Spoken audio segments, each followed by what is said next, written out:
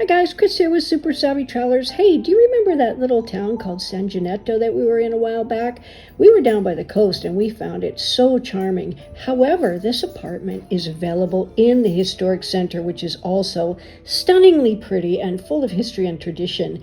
This is a large apartment, 110 square meters. It's 3 bedrooms, 2 bathrooms, and balconies with spectacular views. And the views from up there are absolutely gorgeous. Take a look.